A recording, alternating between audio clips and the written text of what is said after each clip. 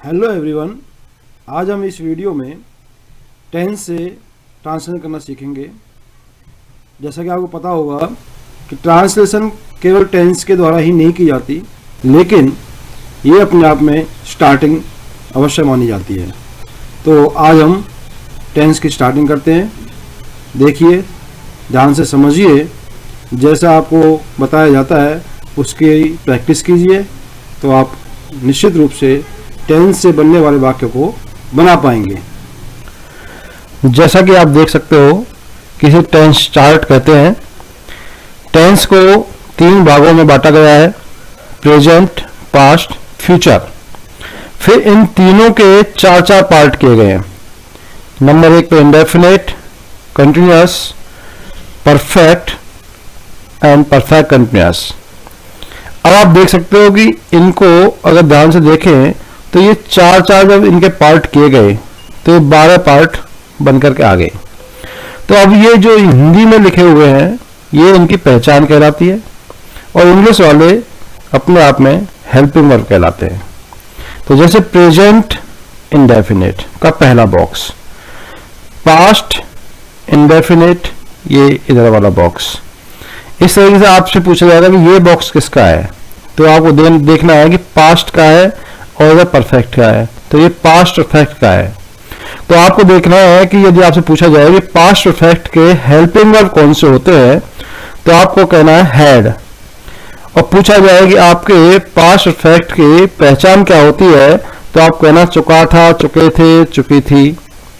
अगर आपसे पूछा जाए कि फ्यूचर का इंडेफिनेट में हेल्पिंग वर्ब कौन सा है, तो आप देखोगे फ्यूचर यहां से देखोगे, इंडेफिनेट यहां से, तो इसमें ये बॉक्स माना जाएगा।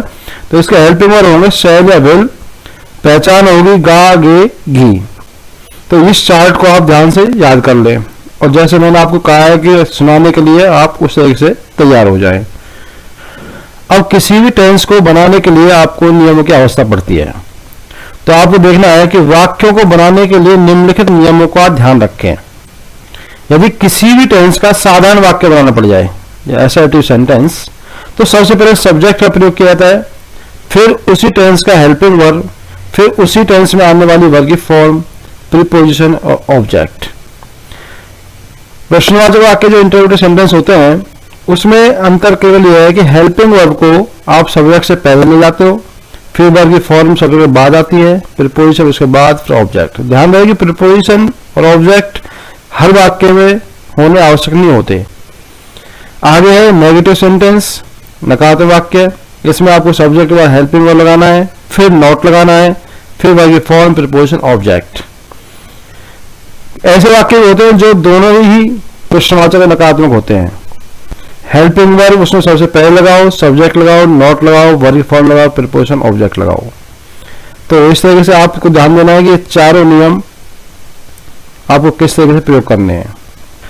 अब कुछ विशेष नियम जिन पर ध्यान रखना पड़ता है कि जैसे हमने अभी 4 नियम पढ़े थे पीछे, तो कहीं उन चीज़ों से हमें थोड़ा अलग ध्यान रख के कुछ सेंटेंस बनाने पड़ते हैं। कि जैसे प्रेजेंट इंडेफिनिट अफर्मेटिव सेंटेंस में अभी हमने कहा था कि साधारण वाक्य यानी अफर्मेटिव सेंटेंस जो होते हैं उसमें सब्जेक्ट के बाद हेल्पिंग वर्ब लगाते हैं, लेकिन प्रेजेंट इंडेफिनिट के अफर्मेटिव सेंटेंस में क्या होता है कि इस वाक्य में सहायक क्रिया डू या डज का प्रयोग नहीं किया जाता। रूल है इसमें सब्जेक्ट के बाद सीधे वर्ब की फर्स्ट वर्ब लगाओ, प्रीपोजिशन, ऑब्जेक्ट लगा दो। इसमें एक बात और ध्यान रखनी है कि यदि कर्ता एक वचन हो तो वर्ब की पहली फॉर्म के साथ एस या एस का प्रयोग किया जाता है। यदि फर्स्ट फॉर्म के अंत में s, s h, c h, z, x, o हो तो ईएस का प्रयोग करें, वरना एस लगा दे। एग्जाम्पल दे रखा है कि पास है, जैसे पास के जब आप ऐसे एस में चुनोगे तो ईएस चुनना पड़ेगा। ऐसे ग्रेजेज है, गोज है, आपको ध्यान देना है कि वह फुटबॉल खेलता है, तो he plays football. Way football खेलते हैं, दे प्ले फुटबॉल।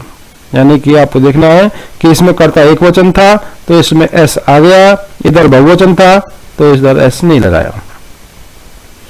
यदि वाई से पहले कोई व्यंजन हो तो वाई को हटाकर आईईएस का प्रयोग करें।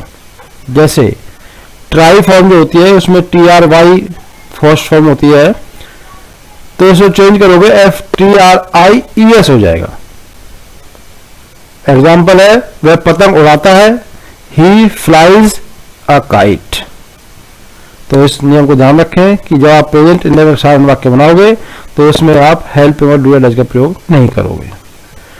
यह पास्ट इंडेफिनिट में भी कुछ विशेष ध्यान रखना है कि इस वाक्य में सहायक क्रिया डिड का प्रयोग नहीं किया जाता। जैसे प्रेजेंट इंडेफिनिट साधारण डू या डज नहीं होते तो इसमें डिड नहीं होता। इसका रूल है कि सब्जेक्ट के बाद वर्ब की सेकंड फॉर्म प्रिपरेशन ऑब्जेक्ट। आपको पता होगा कि वर्ब की सेकंड फॉर्म का प्रयोग केवल इसी टेंस में और तो और इंग्लिश के किसी भी नियम में वर्ब की सेकंड फॉर्म यूज नहीं होती। इसके अलावा इंग्लिश के केवल इसी नियम में वर्ब की सेकंड फॉर्म का प्रयोग किया जाता है। जैसे उसने उसकी सहायता की, ही हेल्प्ड हिम। ये भी ध्यान रखें कि हमारा जो आंसर शीट में हम आंसर देते हैं उसमें ज्यादातर क्वेश्चन के आंसर हम पास्ट इंडेफिनिट सेंटेंस से ही देते हैं। तो इसको ध्यान रखना बहुत अति आवश्यक है कि सब्जेक्ट बाद वर्ब की सेकंड फॉर्म लगाएं, डिड का प्रयोग ना करें। पहचान आपको पता होगी, ता था ते थे ती थी या आ ए ई। एक और नियम आपको ध्यान रखना है कि दो या दो से अधिक वर्ड्स वाले हेल्पिंग वर्ब का प्रयोग, ऐसे हेल्पिंग वर्ब का प्रयोग करते समय निम्नलिखित बातों का ध्यान रखें। नंबर 1, प्रश्नवाचक वाक्य में हेल्पिंग वर्ब के केवल पहले वर्ड को ही सब्जेक्ट से आगे प्रयोग करें और शेष को सब्जेक्ट के बाद प्रयोग करें। समझ रहे होंगे कि दो वर्ड वाले हेल्पिंग वर्ब से मतलब है कि जैसे कुछ हेल्पिंग वर्ब ऐसे होते हैं जो दो वर्ड्स रखते हैं। जैसे आपके प्रेजेंट परफेक्ट कंटीन्यूअस में हैज बीन या have been, past perfect continuous में हैड बीन, फ्यूचर कंटीन्यूअस में शैल बी, विल बी। तो ये दो वर्ड्स यानी उनमें से कोई से भी दो लगाने पड़ते हैं। तो उसमें उस कंडीशन में बताया गया है कि यदि वाक्य प्रश्नवाचक है तो आप पहले शब्द को ही आप आगे लगाएं, यानी कि जैसे प्रश्नवाचक आप जानते हो हेल्पिंग वर्ब को आगे लगाते हैं तो केवल हैज या हैव में से आगे लगाएं, फिर सब्जेक्ट लगा दें, फिर उसके बाद उसका बचाया हुआ जो हेल्पिंग वर्ब है बीन वो लग गया है, फिर उसकी लगी फॉर्म जो आएगी, फिर आपको इसमें सिंस या फॉर का प्रयोग इसमें परफेक्ट कंटीन्यूअस टेंस में करते हैं, इसके बारे में आगे बताते हैं। फिर इसका सेंटेंस कंप्लीट करना है।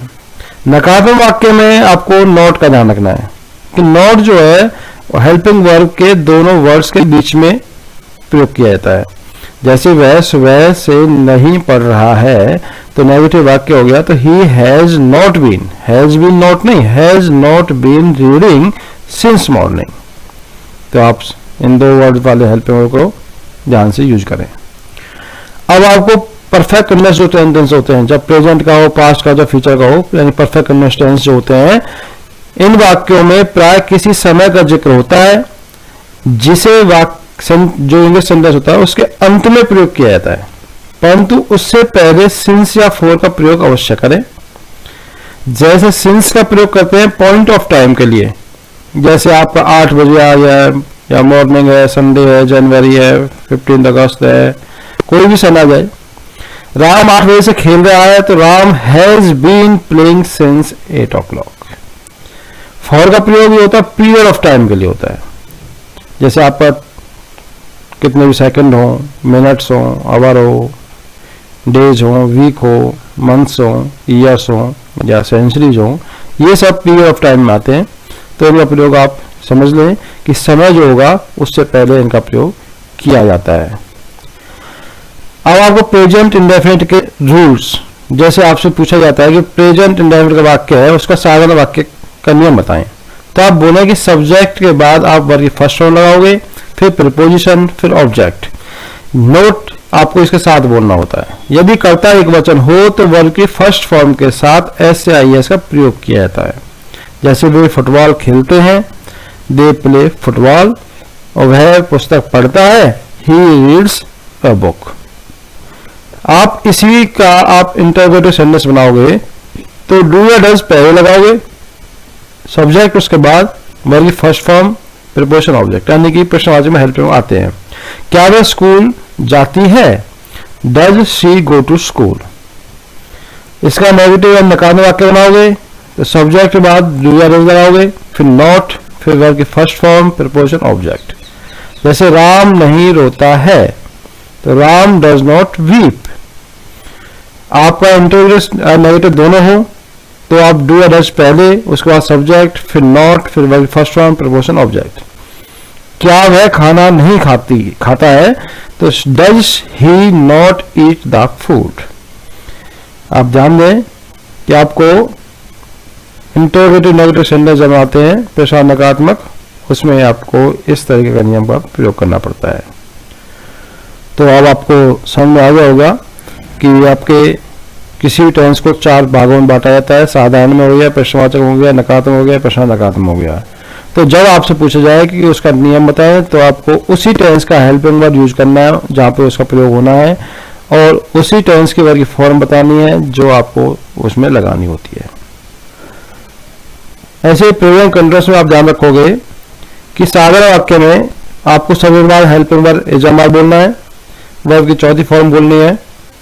यदि आप इसका प्रश्नवाचक बनाते हो तो आपको इल्जामार जो है यानी कि हेल्पिंग वर्ब वो है सबसे पहले बोलने हैं, फिर सब्जेक्ट है, फिर वर्ब की चौथी फॉर्म पीछे बोलनी है। वर्ब की चौथी फॉर्म से मतलब है हमारे फर्स्ट पर्सन में आईएनजी। तो आप उसी सीरीज को जो अभी इंडेफिनिट में यूज की थी उसी तरीके से आप इनको याद करोगे और उनके एग्जाम्पल को देखोगे। ये प्रेजेंट परफेक्ट है, इसमें आपके हेल्पिंग वर्ब हैज या है होते हैं, लेकिन वर्ब की थर्ड फॉर्म आती है। प्रश्नवाचक में आगे आ गए हैं और नकारात्मक में नॉट बीच में आ गया है हेल्पिंग के बाद, और प्रश्नवाचक नकारात्मक में हेल्पिंग पहले और नॉट सब्जेक्ट के बाद। प्रेजेंट परफेक्ट कंटीन्यूअस में ध्यान रखें हैज बीन या हैव बीन यानी 2 वर्ड वाले हेल्पिंग होते हैं। तो जब इसका प्रश्नवाचक बनाते हैं तो हैज या हैव ही आगे जाएगा, फिर सब्जेक्ट, फिर बीन आ जाएगा पीछे। तो उसके बाद भी आपको वर्ब की चौथी फॉर्म यूज करनी पड़ती है। नेगेटिव वाक्य में आपको हैज या हैव प्लस में नॉट बीन लगाना पड़ेगा। तो आप इसी तरीके से सीरीज को आप याद कर लें। ये पास्ट इंडेफिनिट है जिसमें आपको बताया था कि सब्जेक्ट के बाद वर्ब की सेकंड फॉर्म का प्रयोग करें, फिर प्रपोजन ऑब्जेक्ट है। हेल्पिंग वर्ब इसमें डिड होता है, वर्ब की फर्स्ट फॉर्म आती है। आप देखोगे कि हेल्पिंग वर्ब जो इंडेफिनिट में हर एक में फर्स्ट है, लेकिन केवल पास्ट इंडेफिनिट के साधारण में सेकंड फॉर्म आती है। आपके नेगेटिव बनाओगे तो डिड नॉट प्रयोग किया जाएगा, प्रश्न नकारात्मक दोनों चीज बनाओगे, डिड पहले आ गया, सब्जेक्ट उसके बाद, नॉट उसके बाद। तो सीरीज लगभग आपकी सेम ही है, लेकिन आपको हेल्पिंग वर्ब और आप उसकी फॉर्म को ध्यान रखें कौन सी किसके साथ आएगी। ये पास्ट कंटीन्यूअस है, इसमें हेल्पिंग आपका वाज वर्ब होता है, फिर वर्ब की इसमें चौथी फॉर्म आती है। तो इसमें भी आपको ध्यान देना है कि हेल्पिंग वर्ब कहाँ और कैसे प्रयोग किए जाते हैं। ये पास्ट परफेक्ट है, इसमें आपका हेल्पिंग वर्ब हैड है, वर्ब की थर्ड फॉर्म है। इसमें भी आपको उसी तरह से सीरीज याद करनी है। ये पास्ट परफेक्ट कंटीन्यूअस टेंस जिसमें आपका हेल्पिंग वर्ब हैड बीन होगा, वर्ब की चौथी फॉर्म आएगी। ध्यान रखें ऐसे वाक्य में पीछे सिंस या फॉर टाइम का प्रयोग होता है। ये फ्यूचर इंडेफिनिट सेंटेंस है, इसमें आपका हेल्पिंग वर्ब शैल या विल आपके वर्ब की फर्स्ट फॉर्म का प्रयोग होता है। उसी तरीके से आपको ध्यान देना है कि इसमें उसी सीरीज से जैसे प्रश्नवाचक में हेल्पिंग आ गए तो हेल्पिंग आगे करो, और नकारात्मक में नॉट उसके साथ ही प्रयोग होगा तो नॉट प्रयोग करें, और प्रश्न नकारात्मक दोनों होगा तो आप हेल्पिंग वर्ब पहले, सब्जेक्ट उसके बाद, नॉट उसके बाद प्रयोग करेंगे। ये फ्यूचर कंटीन्यूअस टेंस है जिसमें आपके हेल्पिंग वर्ब शैल भी या विल भी होंगे और वर्ब की चौथी फॉर्म होगी। पहले बता चुका हूँ कि वर्ब की चौथी फॉर्म से मतलब है फर्स्ट पर्सन में आईएनजी। तो इसमें शैल या विल का प्रयोग आप देखोगे कि प्रश्नवाचक में आगे आ गया लेकिन बी का पीछे चला गया क्योंकि ये 2 वर्ड वाले हेल्पिंग का प्रयोग किया गया है। तो इसी तरीके से आप चारों सेंटेंस को याद कर लें। ये फ्यूचर परफेक्ट टेंस है जिसमें आपके हेल्पिंग वर्ब शैल है या विल है होंगे और वर्ब की थर्ड फॉर्म का प्रयोग किया जाएगा। इसमें भी आपको उसी तरीके से ध्यान रखना है कि हेल्पिंग वर्ब शैल या विल ही आ जाएंगे प्रश्नवाचक में, और उसके बाद सब्जेक्ट, फिर उसके बाद हैव का प्रयोग किया जाएगा। इसमें वर्ब की थर्ड फॉर्म का प्रयोग किया जाता है। ये फ्यूचर परफेक्ट कंटीन्यूअस टेंस है जिसमें आपका helping verb shall have been या विल हैव बीन का प्रयोग किया जाता है। आपको भी इसमें भी ध्यान रखना है कि हेल्पिंग वर्ब्स जब प्रश्नवाचक होगा वाक्य तो शैल या विल ही आगे आएंगे सब्जेक्ट से, उसके बाद हैव बीन का प्रयोग किया जाएगा। इसमें आप उसी सीरीज को ध्यान से याद कर लें। टाइम का ध्यान रखें, सिंस या फॉर का प्रयोग अवश्य करें टाइम से पहले। इस टेबल को भी ध्यान से समझें कि subject and helping verb combination किस सब्जेक्ट के साथ कौन सा हेल्प वर्ब प्रयोग किया जाएगा। जैसे डू है तो डू को हम कहाँ का प्रयोग करेंगे, तो प्लूरल यानी बहुवचन के साथ और या आई वी यू दे के साथ। दैट का प्रयोग सिंगुलर के साथ ही सी इट के साथ। इज का प्रयोग सिंगुलर ही सी इट के साथ। एम का प्रयोग केवल आई के साथ। आर का प्रयोग प्लूरल वी यू दे के साथ। हैज का प्रयोग सिंगुलर ही सी इट के साथ। हैव का प्रयोग plural I we you they के साथ। वाज का प्रयोग सिंगुलर आई के साथ, ही के साथ, सी और इट के साथ। वर का प्रयोग प्लूरल वी यू दे के साथ। शैल का प्रयोग आई और वी के साथ।